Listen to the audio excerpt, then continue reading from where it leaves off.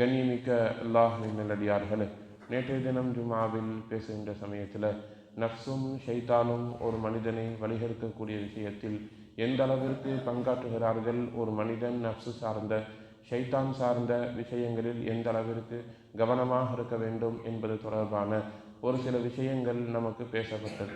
பொதுவாகவே ஷைத்தானுடைய தீண்டுதல், அவன் வழிகெடுக்கக்கூடிய அம்சங்களை பற்றி பேசுகின்ற பொழுது ஆதம் அலைஹிஸ்ஸலாத்து வஸ்ஸலாம் அவர்களை இந்த மரத்தை நெருங்கக்கூடாது, இந்த கனியை சாப்பிடக்கூடாது என்று இறைவனால் தடுக்கப்பட்ட பொழுது ஷைத்தான் அவர்களை வழிகெடுத்தான். அதுதான் உலகத்தில் முதலாக நடந்த பாவம் என்கிற அந்த வரலாறு நமக்கு காலமாக தொடர்ந்து பேசப்பட்டு வருகிறது. ஆனால் குர்ஆனில் அல்லாஹு ஜல்ல ஷானஹு தஆலா எந்த அளவிற்கு இதை பற்றி விரிவாக விளக்கமாக பேசியிருக்கிறான் என்பதை பற்றி பலரும் தெரிந்து வைத்திருப்பதற்கு வாய்ப்பில்லை என்று நினைக்கிறேன். அல்லாஹ் குர்ஆனில் இந்த வசனத்தை, இந்த வரலாறை மிக தெளிவாக சொல்லி, இப்படியெல்லாம் நீங்கள் வழிகெடுக்கப்படலாம், எனவே கவனமாக இருங்கள் என்று நம்மை எச்சரிக்கிறார்.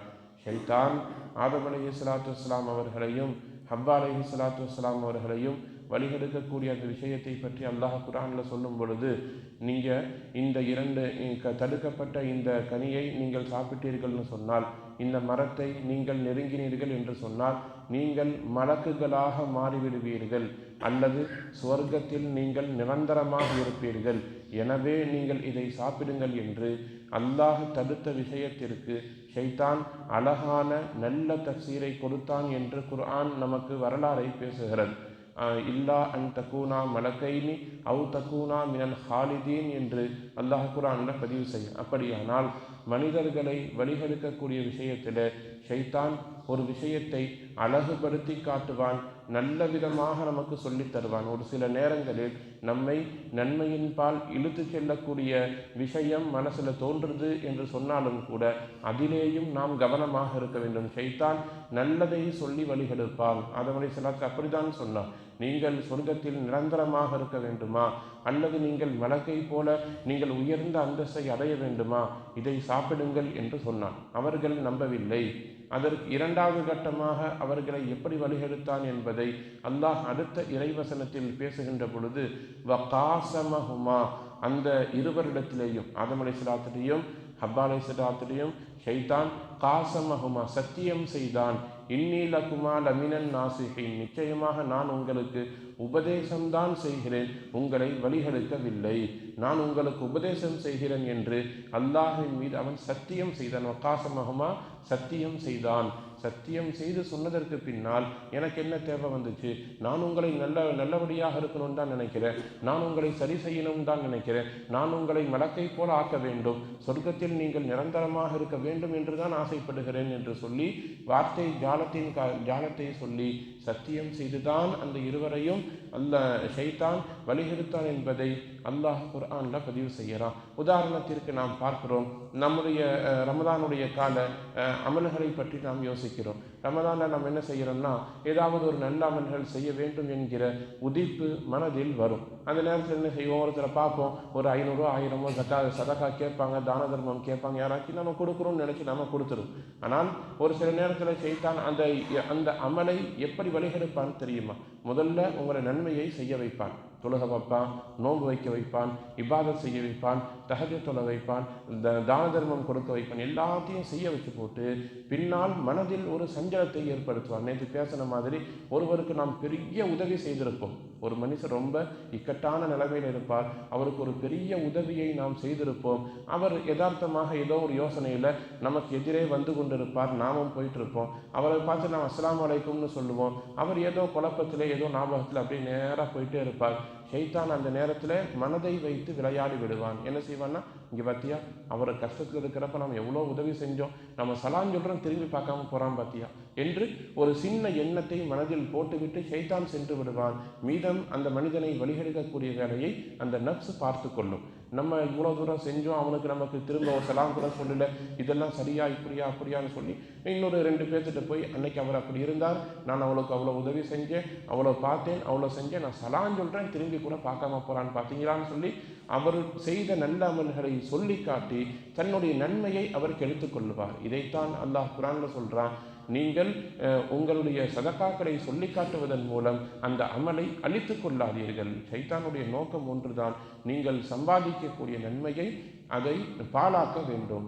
இன்னொரு விஷயம், ஷைத்தானுடைய அடிப்படை அம்சங்கள் இருக்குது. பெரும்பாலும் மக்கள் அதை பற்றி கவனத்தில் கொள்ளுவதில்லை. அல்லாஹ் மனிதர்களை பற்றி சொல்லும் பொழுது குர்ஆன்ல என்ன சொல்றான்னா, வலக்கது கர்ரம்னா பனி ஆதம், ஆதமுடைய மக்களை நாம் கண்ணியப்படுத்தி இருக்கிறோம்னு சொல்றோம். அல்லாஹுடைய நோக்கம் முஃமின்கள் முஸ்லிம்கள் யாரெல்லாம் இஸ்லாத்தை ஏற்றுக்கொண்டார்களோ உலகத்திலேயும் மறுமையிலேயும் அவர்கள் கண்ணியமாக இருக்கணும். இது அல்லாஹுடைய நோக்கம். அல்லாஹு ஜல்ல ஷானஹு தஆலா ஷைத்தானுடைய இந்த வரலாறை பற்றி பேசும் பொழுது ஷைத்தான் சொன்ன ஒரு வாசகத்தை குர்ஆன்ல பதிவு செய்வான்.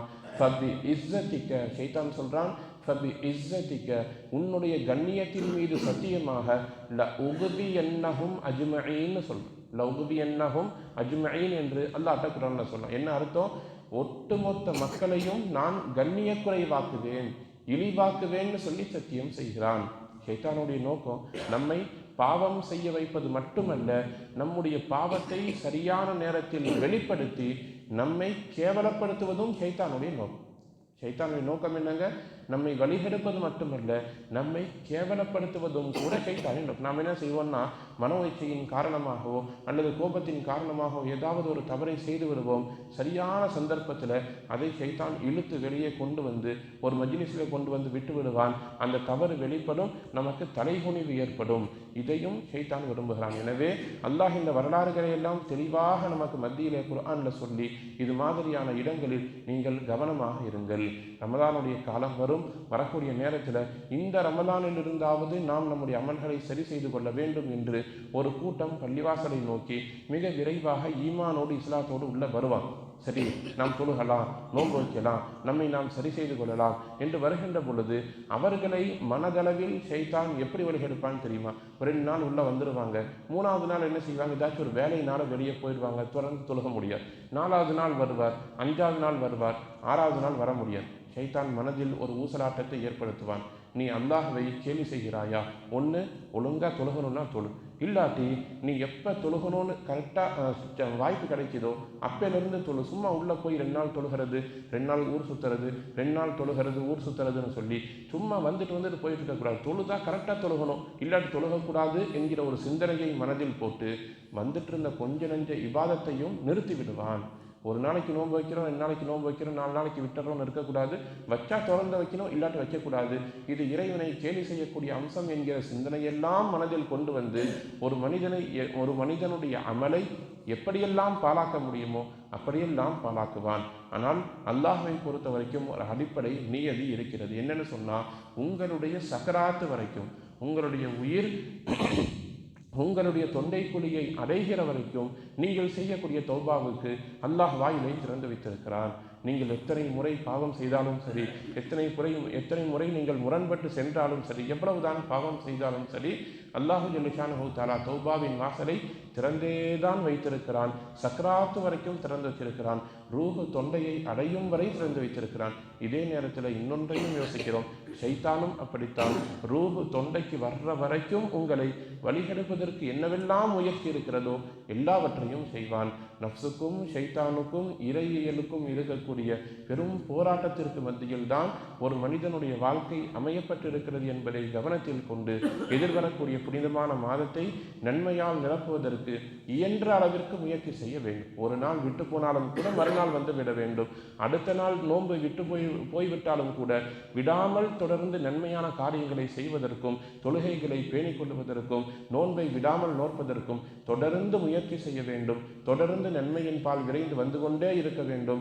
அல்லாஹு ஜல்ல ஷானஹு தஆலா நம்முடைய முயற்சியின் அடிப்படையில் தான், நம்முடைய மனதில் நன்மையின் பால் இருக்கக்கூடிய உறுதியின் அடிப்படையில் தான் நமக்கு நன்மைக்கான நேர்வழிக்கான வாய்ப்பை திறந்து விடுகிறான். அத்தகைய நல்ல மக்களாக நல்வழியின் பால் சென்று சேரக்கூடிய நல்லதொரு தௌஃபீக்கை அல்லாஹ் நம் அனைவருக்கும் தந்தருள் புரிவானாக. வாஹிரு தஅவானா அல்ஹம்துலில்லாஹி ரப்பில் ஆலமீன்.